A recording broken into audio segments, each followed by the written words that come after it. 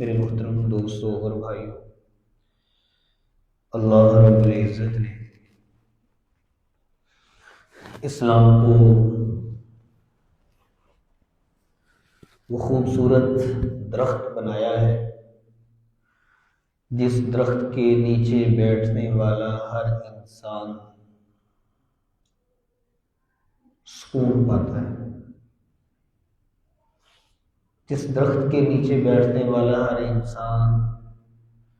اپنی بھوک کو مٹاتا ہے، جس درخت کے نیچے بیٹھنے والا ہر انسان اس درخت کے پھل سے لذت حاصل کرتا ہے۔ چنانچہ ایسے ہی اسلام کے درخت کے یا اسلام کے دامن میں آنے والے وہ لوگ جن کا آنا ایسا مبارک ہوا اور جن کا آنا باعث ان کے لیے تو سعادت ہی سعادت، آج ہمارے لیے بھی وہ باعث سعادت بنا، ہمارے اسلام میں داخل ہونے کا وہ لوگ ذریعہ بنے۔ وَإِذَا قِيلَ لَهُمْ آمِنُوا كَمَا آمَنَ النَّاسُ، اللہ تعالیٰ قرآن پاک میں کہتے ہیں وہ لوگ جو مبارک والے ہیں، جو برکت والے ہیں، جو عظیم ہیں، جنہوں نے حضور اکرم صلی اللہ علیہ وسلم کے زمانہ میں اللہ کے نبی پر اور اللہ پر ایمان لا کر اپنے آپ کو اسلام میں داخل کر لیا۔ اے انسانوں، تم بھی انہی کی طرح ایمان لاؤ۔ وہ لوگ یعنی حضرات صحابہ کرام رضوان اللہ تعالی علیہم اجمعین کی مبارک جماعت ہے۔ چونکہ جمادی ثانی کا مہینہ حضرت سیدنا صدیق اکبر رضی اللہ تعالی عنہ کی وفات اس مہینے کی ہے، 22 تاریخ کی، اور ہمیں اپنے آپ کو، اپنے بچوں کو یہ چیزیں یاد رکھوانا، یہ ہمارے اسلام کی خوبصورتی ہے۔ ایک یہودی حضرت عمر رضی اللہ عنہ کے پاس حاضر ہوا اور آ کر عرض کیا کہ انہوں نے، یہودی نے حضرت عمر کو خط لکھتے ہوئے کوئی دیکھا، تو فرمایا کہ آپ نے یہاں پر تاریخ کیوں نہیں ڈالی؟ حضرت عمر سے پوچھا یہودی نے کہ اس پر آخر میں تاریخ کیوں نہیں لکھی؟ حضرت عمر رضی اللہ تعالیٰ عنہ نے ان کی بات سنی، خاموشی اختیار کی۔ آپ نے پوچھا تم کیوں پوچھتے ہو؟ کہنے لگے ہم نے اپنے تمام کام اس کے ساتھ جڑے ہوئے، تاریخ کے ساتھ، ہر کام پہ تاریخ لکھتے ہیں، آپ کیوں نہیں لکھتے؟ پھر اس نے اپنی بات تفصیل سے بیان کی کہ ہمارے ہاں حضرت عیسیٰ علیہ السلام جب دنیا سے گئے ہیں تو 25 دسمبر تھا بقول ان کے، تو ہم اپنی یہ عیسوی تاریخ جب بھی جہاں بھی ضرورت پڑتی ہے وہ لکھتے ہیں، تم کیوں نہیں لکھتے یہ جو عیسوی تاریخ سن 2025 کا آخر ہے، تو تم کیوں نہیں لکھتے؟ جب یہ بات کی تو حضرت عمر رضی اللہ تعالیٰ عنہ نے ان کی بات سنی، خاموشی اختیار کی۔ بعد میں سارے مسلمانوں کو جو مدینہ میں تھے جمع کیا اور فرمایا کہ ایک یہودی نے میری آنکھیں کھول دی کہ ان کا ایک واقعہ ہوا، جن کو یہ نبی مانتے ہیں اور ان کی مناسبت سے اپنا سارا نظام چلاتے ہیں، تو ہمارے سامنے تو بڑے واقعات ہیں۔ پھر آپ نے واقعات کی تفصیل بیان کی، معراج ایک واقعہ ہے، بدر ایک واقعہ ہے، احد ایک واقعہ ہے، خندق ایک واقعہ ہے، ہجرت ایک واقعہ ہے، رسول اکرم صلی اللہ علیہ وسلم کی دنیا میں تشریف آوری ایک واقعہ ہے، ایک برکت ہے۔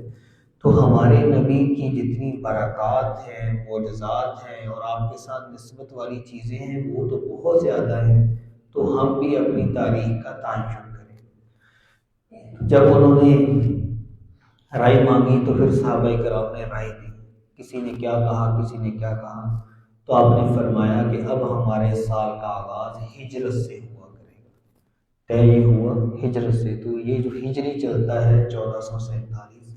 یہ جو ہجرت والا سال، اس کی ابتدا مطلب اس تاریخ کی ابتدا حضرت عمر رضی اللہ عنہ کے زمانے میں ہوئی، اور طے یہ ہوا کہ جب آپ نے مکہ سے مدینہ ہجرت فرما کر سفر شروع کیا تھا، یہ اس وقت سے اس کا آغاز ہوا۔ تو اس طرح تو یہ جو واقعات ہوتے ہیں جو دین کے بڑوں کے، اس کی نسبتوں کو یاد رکھنے کے لیے دوسرے مذاہب میں بھی اس تاریخ کو اپنایا جاتا ہے۔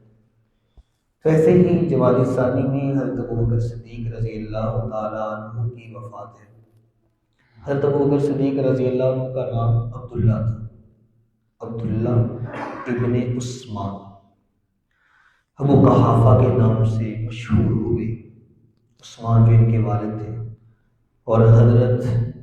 ابوبکر صدیق رضی اللہ تعالی عنہ کا اصل نام عبداللہ تھا، اور ابو بکر کے نام سے مشہور ہوئے۔ اور ابو بکر کے نام سے مشہور ہونے کی وجہ وہ آپ کا اسلام لانا تھا۔ ابو بکر کا معنی ہے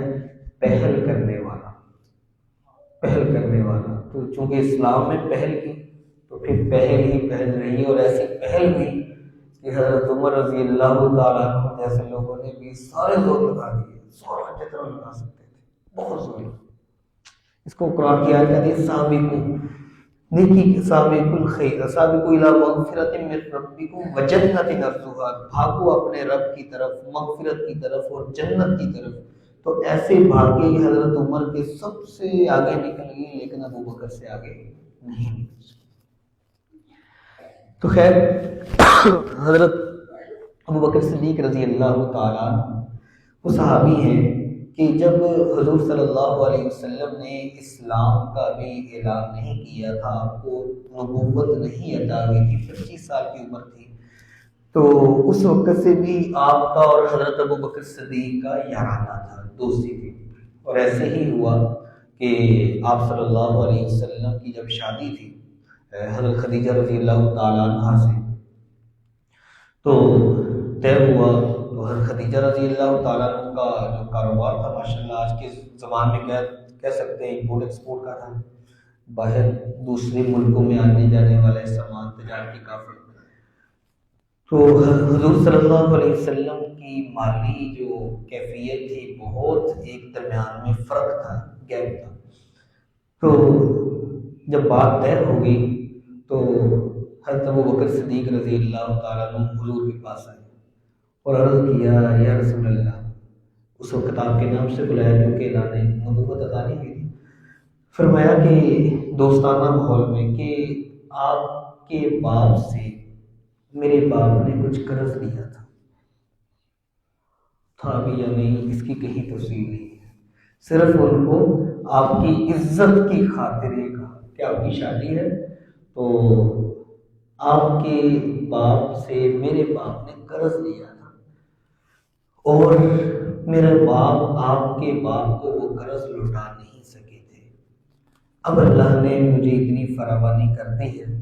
تو میں یہ چاہتا ہوں کہ میں وہ ایک اچھی اماؤنٹ ہے میں آپ کے حوالے کر دوں تاکہ آپ اپنی شادی کے اخراجات میں استعمال کر لیں۔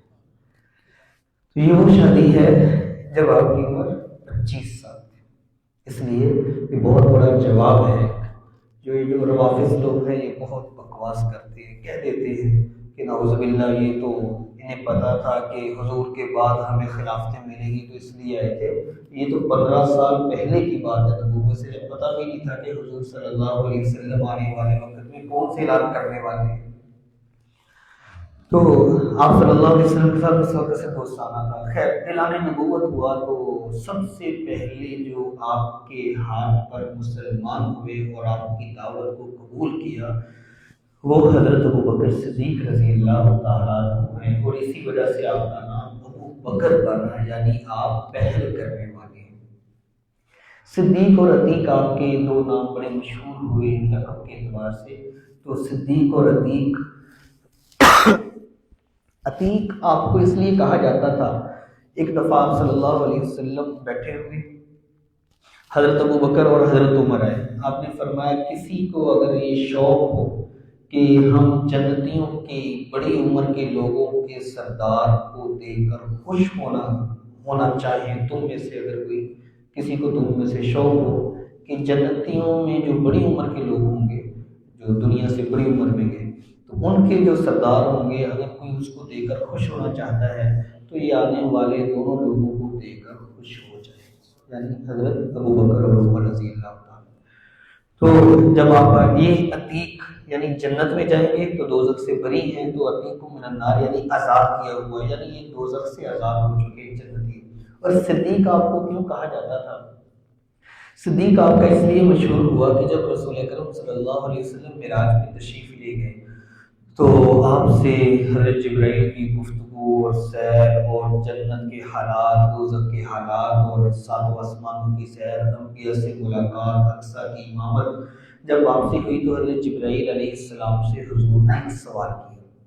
کہ جبرائیل جو کچھ میں دیکھ چکا ہوں کیا زمین والوں کو بتاؤں؟ فرمایا بتانا۔ کہا میری تصدیق کون کرے گا، کون میری ان باتوں کو مانے گا؟ میں رات ہی رات گیا ہوں۔ فرمایا تمہارے دوست صدیق کریں گے۔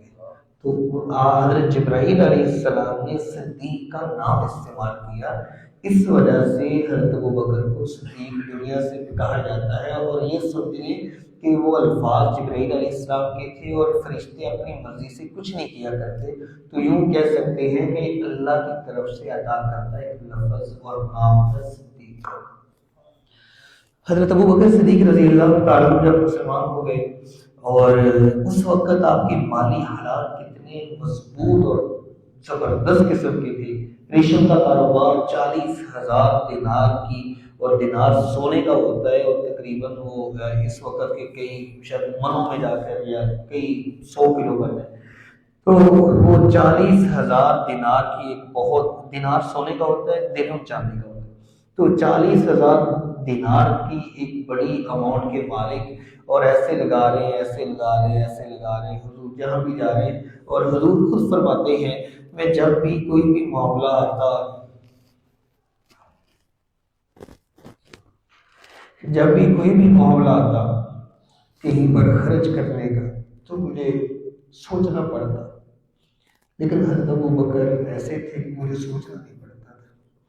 کہ میں حضرت ابو بکر سے کہہ دیتا کہ یہاں پر ان کو اتنے دے۔ تو ایک دفعہ خیر حضرت ابو بکر صدیق رضی اللہ تعالیٰ جب اسلام آئے تو کسی نے کوئی بات کر دی، حضرت ابو بکر صدیق کی اور کسی ایک اور مسلمان کی کوئی بات ہوگی، آپ صلی اللہ علیہ وسلم کے پاس دونوں لوگ آئے، آپ نے پوچھا کہ تم ابو بکر کو معاف نہیں کر دیتے، میری وجہ سے معاف نہیں کر دیتے؟ تو خاموش ہو گئے وہ مسلمان۔ پھر آپ نے فرمایا تمہیں پتہ ہے جب تم سب نے مجھے ٹھکرا دیا تھا، ابو بکر نے مجھے سینے سے لگایا تھا، جب تم سب کے سب میرا انکار کر رہے تھے، ابو بکر میری رسالت کا اقرار کر رہے تھے، جب تم سب کے سب مجھ سے نبوت کی، نبی ہونے کی دلیل مانگ رہے تھے، ابو بکر بغیر دلیل کے میرے ساتھ قدم بہ قدم چل رہے تھے، اور جب تم سب کے سب مجھے مکے والے مل کر ستا رہے تھے، اور ابو بکر میرے ساتھ تمہارے سامنے مظلوم بن کر مارے کھا رہے تھے، اگر آج کوئی بات ہو گئی ہے تو تم میری وجہ سے ابو بکر کو معاف نہیں کر سکتے۔ اور ایسا ہوا، حضرت علی رضی اللہ عنہ نے ایک موقع پہ فرمایا، کسی نے پوچھا کہ صحابہ میں سب سے بڑے ایمان والے کون ہیں؟ تو حضرت علی کا زمانہ خلافت، اور کسی نے یہ محسوس کیا کہ حضرت علی رضی اللہ تعالیٰ شاید اس سے یہ چاہ رہے ہیں کہ میرے بارے میں کوئی بات کرے گا، تو کسی نے کہہ دیا آپ، فرمایا نہیں، تمہیں پتہ ہے کہ موسیٰ علیہ السلام کے زمانے میں ایک آدمی تھا جس نے اپنا ایمان چھپایا تھا، وقال رجل مؤمن من آل فرعون یکتم ایمانہ رجل ان یقول ربی اللہ، اور اس نے ایمان چھپایا تھا اور صرف کہتا یہ تھا ربی اللہ، میرا رب اللہ ہے۔ اور جب موسیٰ علیہ السلام کو مارا جاتا تو اپنا ایمان چھپائے رکھتا اور یہ کہہ دیتا کہ اس کو کیوں مارتے ہو، اس کا قصور تو صرف یہ ہے کہ یہ کہتا ہے میرا رب اللہ ہے، تو اتنا کوئی جرم تو نہیں ہے، اس کو چھوڑ دو۔ لیکن اپنا ایمان چھپائے رکھتا تھا تاکہ اس پر خود پر کوئی تکلیف نہ۔ فرمایا موسیٰ علیہ السلام کے زمانے میں ایک شخص تھا اور اس کا قرآن میں ذکر ہے۔ فرمایا ابو بکر صدیق رضی اللہ تعالیٰ عنہ وہ صحابی ہیں، ہم سب کے سب کھڑے ہوتے تھے، چونکہ اس وقت حضرت علی کی تو عمر ہی چھوٹی تھی، 6 سال کی عمر میں اسلام لائے اور شروع کے 10 سال مشکلات میں تھے۔ فرمایا ہم سارے دیکھ رہے ہوتے تھے، حضرت حضور صلی اللہ علیہ وسلم کو مار پڑتی تھی، کسی میں ہمت نہیں تھی آگے جا کے چھڑا لے، اور حضرت ابو بکر صدیق سب کو دھکے دے کر ادھر ادھر کر کے بھاگ کر جاتے اور حضور صلی اللہ علیہ وسلم کے اوپر کبھی لیٹ جایا کرتے تھے اور مارا پڑتی تھی، کبھی آپ کو اٹھا کر سینے سے لگاتے تھے، کبھی کافروں کو مکے اور گھونسے مارتے تھے۔ تو فرمایا نہیں، وہ جو آدمی تھا موسیٰ علیہ السلام کے زمانے میں جس نے اپنے ایمان کو چھپا کر نبی کی مدد کی تھی، اگر وہ اس کی ساری زندگی کو جمع کر لیا جائے تو ابو بکر صدیق کا ایک لمحہ اس سے بھی زیادہ قیمتی ہے، ساری زندگی اور حضرت ابو بکر صدیق کا ایک لمحہ۔ تو یہ تھا آپ صلی اللہ علیہ وسلم پر سب سے پہلے ایمان لائے حضرت ابو بکر صدیق، اور میں نے شروع میں سورہ عصر پڑھی تھی وَالْعَصْرِ إِنَّ الْإِنسَانَ لَفِي خُسْرٍ، اس کا شان نزول بھی حضرت ابو بکر صدیق رضی اللہ تعالیٰ عنہ ہے۔ ایک مشرک تھا اسلام سے پہلے، حضرت ابو بکر صدیق رضی اللہ عنہ کا بڑا اچھا دوست تھا، بیٹھتا بات کرتا، کاروبار اس کا بھی تھا، لیکن جب حضرت ابو بکر صدیق رضی اللہ تعالیٰ عنہ اسلام میں آئے اور اتنا لگایا کہ سب کچھ ختم ہو گیا، تو ایک دن وہ آیا اور آ کر کہنے لگا کہ تمہارے حالات دیکھ کر مجھے بڑا افسوس ہوتا ہے، تو ذرا دیکھو سی تمہارے حالات کیا ہو گئے اور کس طرح کے کپڑے ہو گئے، کھانا ہو گیا، تمہاری رہائش ہو گئی۔ اور ایک حکم تھا کہ تمہارے پاس بنو دین کی سرداری تھی، لوگ تمہارے پاس فیصلوں کے لیے آیا کرتے تھے، اور چودراہٹ تھی تمہارے پاس، آج اسلام کی وجہ سے تمہارا یہ حال ہو گیا۔ مجھے یہ لگ رہا ہے کہ اسلام میں آنے کی وجہ سے تم غریب ہو گئے۔ یہ بات تھی حضرت ابو بکر صدیق رضی اللہ تعالیٰ عنہ نے فرمایا جس انسان کا سارا اسلام پر لگ جائے وہ کبھی غریب نہیں ہوتا، جس کا اسلام پر لگ جائے وہ کبھی غریب نہیں ہوتا، کبھی غریب نہیں ہوتا۔ پھر آپ نے یہ بات کی، پھر ساتھ ہی فرمایا کہ غریب تو وہ ہوتا ہے جس کے پاس ایمان نہ ہو، اور اللہ نے مجھے ایمان بھی دیا اور حضور صلی اللہ علیہ وسلم کا ساتھ بھی دیا، اس لیے میں غریب نہیں ہوں، میں بہت بڑا امیر ہوں۔ جب یہ بات کی کہ مجھ پر ایمان اور حضور کا ساتھ اور اعمال صالحہ یہ ہے، لہذا میں غریب نہیں، تو قرآن پاک میں آیا وَالْعَصْرِ إِنَّ الْإِنسَانَ لَفِي خُسْرٍ، زمانے کی قسم سارے کے سارے انسان گھاٹے اور خسارے میں ہیں، إِلَّا الَّذِينَ آمَنُوا وَعَمِلُوا الصَّالِحَاتِ، مگر وہ جو ایمان لائے اور اعمال صالحہ کرتے رہے، یہ صرف خسارے سے باہر ہیں بلکہ امین ہیں۔ تو اس طرح حضرت ابو بکر صدیق رضی اللہ تعالیٰ عنہ کا ایک بڑا اللہ تعالیٰ نے جو ان کو عطا کیا، قرآن کہتا ہے فَأَمَّا مَنْ أَعْطَىٰ وَاتَّقَىٰ وَصَدَّقَ بِالْحُسْنَىٰ، یہ وہ تھے جو سب سے زیادہ اللہ کے نام پہ خرچ کیا کرتے تھے، اور خرچ کرنے کا حال کیا تھا۔ ایک زمانہ وہ بھی آتا ہے، آپ اعلان کرتے ہیں کہ مسلمانوں اپنا مال جمع کرواؤ، غزوہ تبوک ہے، گرمی کا موسم ہے اور سفر بڑا لمبا ہے، راستہ بڑا مشکل ہے، مال جمع کرواؤ۔ سارے کے سارے لا رہے ہیں، حضرت ابو بکر صدیق رضی اللہ تعالیٰ عنہ بھی لا رہے ہیں، اور جب حضرت ابو بکر صدیق رضی اللہ تعالیٰ عنہ سارے کا سارا لے کر حضور کے قدموں میں حاضر ہوئے، پیش کیا، تو حضور سب سے پوچھ رہے ہیں عثمان تم کیا لائے یا رسول اللہ اتنا، عمر تم کیا لائے یا رسول اللہ اتنا، علی تم کیا لائے یا رسول اللہ اتنا، ابو بکر تم کیا لائے، کہا اللہ اور اس کے رسول کا گھر میں نام چھوڑا ہے، باقی سب لا کے رکھ دیا۔ تو جب یہ بات کی نا تو خود کا لباس ٹاٹا، ببول کے کانٹرکٹ بٹن کے طور پر ایسے پھنسائے ہوئے اور ٹاٹ کا لباس آپ نے لا کر پیش کیا۔ اللہ تعالیٰ کے حکم سے حضرت جبرائیل علیہ السلام حاضر ہوتے ہیں، عرض کرتے ہیں درخواست کرتے ہیں، سلام کرتے ہیں، اور سلام کرنے کے بعد پوچھتے ہیں، حضور صلی اللہ علیہ وسلم پوچھتے ہیں ابو بکر تمہارا یہ لباس؟ فرمایا ابو بکر والا لباس سارے فرشتوں نے پہنا ہوا ہے، سارے فرشتے۔ اور ساتھ کیا کہا کہ اللہ یہ پوچھ رہے ہیں اے محمد صلی اللہ علیہ وسلم، آپ کے صحابی ابو بکر کے بارے میں پیغام لایا ہوں، اللہ یہ پوچھ رہے ہیں ابو بکر نے جتنا کر دیا ہے، کیسے پوچھیں کہ ابو بکر مجھ سے اس حال میں راضی ہے، ناراض تو نہیں، شکوہ تو نہیں کچھ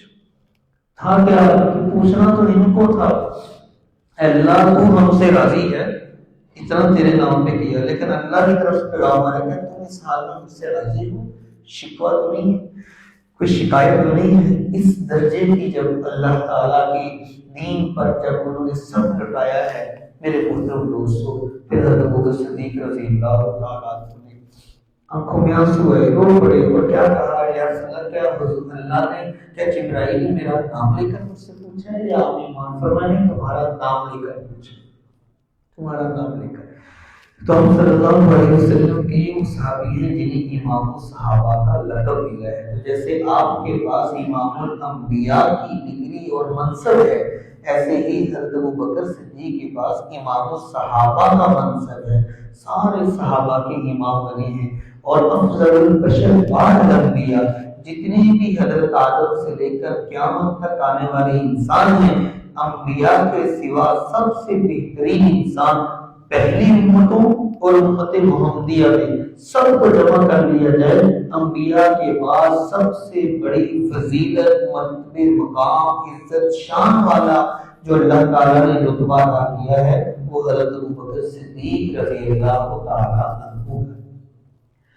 آپ صلی اللہ علیہ وسلم جب دنیا سے جاتے ہیں، حضرت ایک صحابی ہیں وہ کہتے ہیں کہ قربان جائیں حضرت ابوبکر پر، گھر کا ایک بڑا چلا جائے گا تو گھر والوں کو اٹھنا آپ دیکھ چکے ہیں قریب میں، تو گھر والوں کا جو بڑا ہوتا ہے چاہے بڑے کے ہوتے ہوئے بھی بڑے ہوتے ہیں، لیکن انہیں یوں لگتا ہے جیسے جو ایک کمر پر جو ہاتھ پھرتا تھا شفقت کا، چاہے پھرتا نہیں تھا لیکن محسوس ہو رہا ہوتا ہے، اس کی لذت ہوتی ہے، اس کا سرور ہوتا ہے کہ وہ جب ہاتھ اٹھتا ہے تو یوں لگتا ہے جیسے پتہ نہیں یہ اوپر سے چھت چھن گئی۔ تو اسلام کی چھت تو حضور اکرم صلی اللہ علیہ وسلم تھے۔ جب آپ کا وصال ہوا تو مسلمان پریشان تھے، اب بنے گا کیا، ہوگا کیا؟ لیکن حضرت ابوبکر صدیق رضی اللہ تعالیٰ عنہ آئے، جس وقت حضرت عمر اتنے دلیر اور ہاتھ میں تلوار لے کر کیا کہتے تھے کہ جس نے یہ کہہ دیا کہ حضور دنیا سے چلے گئے میں اس کی گردن اتار دوں گا، نہیں حضور دنیا سے گئے نہیں، وفات نہیں، وصال نہیں، بلکہ حضور تو اللہ کے پاس کچھ پیغام لینے گئے ہیں، جیسے حضرت موسیٰ طور پہ جا کر اللہ سے ہم کلام ہوتے تھے، ایسے ہی ہمارے نبی کی آنکھیں بند ہیں اور اللہ سے ہم کلام ہونے کے لیے گئے ہیں۔ حضرت عثمان مسجد کے ایک کونے میں بیٹھے آنسو بہا رہے، حضرت علی ایک کونے میں بیٹھے آنسو بہا رہے، کچھ کوئی کہاں، اور ایک صحابی تھے وہ دیوار میں ٹکرے مار رہے تھے، ایک عجیب غم کا منظر تھا۔ حضرت ابوبکر آئے، مسجد نبوی کے ممبر پہ آ کے بیٹھے، خطبہ دیا اور آیت پڑھی، وما محمد الا رسول قد خلت من قبلہ الرسل افإن مات او قتل انقلبتم على اعقابکم ومن ينقلب على عقبیہ فلن یضر اللہ شیئا۔ مسلمانوں تمہیں رب کا قرآن یاد نہیں، جس قرآن میں حضور نے خود پڑھ کر ہمیں سنا دیا تھا کہ میں محمد اللہ کا رسول ہوں، جیسے پہلے نبی آئے اور چلے گئے میں بھی ایسے چلا جاؤں گا۔ افإن ماتا، اگر مجھے موت آ جائے، او قتل، یا مجھے شہید کر دیا جائے، انقلبتم علی اعقابکم، کیا تم اسلام چھوڑ کر واپس پرانے دینوں پہ چلے جاؤ گے؟ ومن ينقلب علی عقبیہ، جو آدمی اسلام کو چھوڑ کر کسی اور دین پہ جائے گا، فلن یضر اللہ شیئا، یاد رکھیں وہ اللہ کا اور اسلام کا کوئی نقصان نہیں کرے گا، وہ خود ہی خسارے میں جائے گا۔ جب صحابہ کہتے ہیں جب یہ آیت سنی ہمیں یوں لگ رہا تھا جیسے یہ آیت ابھی نازل ہوئی ہے اور اس آیت نے آ کر ہمارے غم کو کچھ کم کیا۔ تو یہ سنبھالا، اور آپ صلی اللہ علیہ وسلم کی جب آپ کے بعد جب امت کو سنبھالا تو آپ نے جب خلافت کا نظام سنبھالا تو کیا فرمایا کرتے تھے کہ پہلا دن تھا بھی خلافت کے بعد، اپنے کندھے پہ چادریں ڈالی، بازار میں نکل گئے. کسی نے کہا آپ تو امیر المومنین ہیں, خلیفہ ہیں, وقت کا منصب آپ کے پاس ہے اور 11 لاکھ مربع میل کے مسلمانوں کے انتظامات آپ نے کرنے ہیں, آپ بھی تجارت میں لگ گئے. فرمایا اگر میں کماؤں گا نہیں تو گھر والوں کو کہاں سے کھلاؤں گا؟ پھر حضرت عمر اور حضرت ابو عبیدہ بن جراح مشورہ کرتے ہیں اور یہ طے کرتے ہیں آج کے بعد ابو بکر تجارت نہیں کریں گے تاکہ مسلمانوں کی ذمہ داریاں اچھے طریقے سے پوری ہو جائیں, اور آج کے بعد ان کا بیت المال سے وظیفہ جاری ہوگا. جب یہ طے کیا تو فرمایا 2000 درہم سالانہ. راوی کہتے ہیں پہلے 2000 تھے پھر 500 ایڈ کر دیے, یا پہلے 2500 تھے پھر 500 ایڈ کر دیے, یعنی طے ہونے کے بعد 2500 یا 3000 سالانہ درہم یہ وظیفہ طے ہوا. جب یہ طے ہوا, اس طے ہونے کے بعد کیا کیفیت تھی, اس کو بھی اللہ کے نام پہ خرچ کرتے تھے. اور آپ کی بیوی ایک دن یہ کہتی ہے آپ وقت کے خلیفہ ہیں, مسلمانوں کے امیر المومنین ہیں, کچھ کھانے کا دل چاہتا ہے, بڑے دنوں سے میٹھا نہیں کھایا, میٹھا ہی کھا لے. فرمایا میرے پاس اتنے پیسے نہیں ہیں میں تمہیں میٹھا کھلاؤں, ہاں تم خود کر سکتی ہو تو کر لو. اس نے کہا ٹھیک ہے میں خود کرتی ہوں. روز کا جو راشن, روز کے جو پیسے ملتے کھانے کے, تھوڑے تھوڑے سنبھال کے رکھتے, اور وہ خاتون رکھتی آپ کی بیوی رومان وہ سنبھال کے رکھتی. کئی دنوں کی پونجی جمع کرنے کے بعد ایک دن میٹھا کھایا اور حضرت ابو بکر کے سامنے لا کے رکھ دیا. پوچھا کہاں سے لائی ہو؟ کہا روز کے خرچے سے بچا کر آج میٹھا بنایا ہے. کہنے لگے معلوم یہ ہوا ہمارا جو وظیفہ ہے تھوڑا سا زیادہ ہے, اس وجہ سے اتنا بچا ہے. آج کے بعد جاؤ بیت المال کے ذمہ دار سے کہہ دو کہ ہمارا وظیفہ کم کر دے. ہم تو خواہشات میں چلے گئے, خواہشات پوری نہیں کرنے آئے, بلکہ میں تو اپنے ساتھی حضور صلی اللہ علیہ وسلم کے راستے پہ چلوں گا, وہی کامیاب ہوگا. یہ عالم کا ہم اللہ کا شکر ادا کریں, ہمارا کوئی کھانا میٹھے کے بغیر نہیں. ہمارے کو رہتے سلاد پہ ہزاروں لگ جایا کرتے ہیں شادیوں پر. وہ لوگ جن کو پانی بھی اچھے سے نصیب نہیں ہوتا تھا, لیکن دنیا آج 1400 سال کے بعد ان کو سلام کرتی ہے. ایمان کا حال کیا تھا, کیفیت کیا تھی. جنگلوں میں نکل جاتے, کہا کرتے, درخت کو دیکھتے تو کہتے اے کاش میں تیرے جیسا ہوتا, قیامت کے دن مجھے حساب نہ دینا پڑتا. جانور کو دیکھتے تو کہتے کاش میں تجھ جیسا ہوتا, قیامت کے دن رب کے سامنے کھڑا ہونے کی تکلیف نہ برداشت کرنی پڑتی. کبھی کسی پتے کو دیکھتے تو کہتے یہ پتے تو بھی بڑا خوش نصیب ہے, تجھے آخرت میں تکلیفیں نہیں سہنی پڑے گی. اپنی زبان کو پکڑ کر یوں کہا کرتے اے زبان تو نے مجھے خسارے میں ڈال دیا. اور کیا کہا کرتے اے ابو بکر کاش تو بھی کسی مومن کے بدن کا بال ہوتا, کاش تو درخت جیسا ہوتا, کاش تو پتوں جیسا ہوتا, کاش تجھے تیری ماں نے جنا ہی نہ ہوتا تاکہ تو آخرت میں حساب کی تکلیف سے بچ جاتا. میرے محترم دوستو, یہ وہ لوگ ہیں جن کو امام الصحابہ کہا جاتا ہے. اس لیے کہا جاتا ہے صحابہ تنقید نہیں, صحابہ تقلید کے لیے ہوتے ہیں. صحابہ اکرام عزت کی جگہ ہے. اگر ان کو درمیان سے نکال دیا جائے, ہماری نماز, روزہ, حج, زکات, قرآن یہ سارے کا سارا مشکوک ہو جائے. ان کے واسطے سے سارا کچھ آج امت کو ملا ہے, اور قیامت تک آنے والے انسانوں میں اور حضور کے درمیان جو واسطہ ہے یہی مقدس جماعت ہے. اور انہی کا اتنا مقام ہے کہ جن کے بارے میں حضور نے فرمایا میں اپنی نہیں کہہ رہا, جنہوں نے کسی میرے صحابی کو دیکھ لیا اللہ اس کی بھی مغفرت کر دیتا ہے. جو حضور کو دیکھنے والے لوگوں کو دیکھ لیتے ہیں اللہ ان کی بھی بخششوں کے پروانے جاری کروا دے. اور جنہوں نے حضور کے پاس قدم پر قدم, مار, تلواریں, تیر اور جنگوں میں اور کیفیت میں اور حج عمرے میں اور حضور کے ساتھ مسجد نبی میں اور جا کر آپ کا مال آپ پر لٹایا ہو, اللہ آپ کو کتنا عطا کرے گا. اللہ تعالیٰ نے اسی کا وجہ سے فرمایا وَإِذَا قِيلَ لَهُمْ آمِنُوا كَمَا آمَنَ النَّاسُ, ایمان والو تمہارا ایمان وہ قابل قبول ہوگا جو صحابہ کی طرح ہوگا. اگر تمہیں ایمان کو معیار بنانا ہے تو تمہارے سامنے آئیڈیل شخصیات وہ حضرات صحابہ اکرام کی ہیں. اللہ تعالیٰ ہم سب کو اپنے ایمان میں, اپنی ثقافت میں, اپنی تجارت میں, اپنے اخلاق, معاشرت, سماج میں حضرات صحابہ اکرام کی پیروی کی توفیق عطا فرمائے. آخر دعوانا الحمدللہ.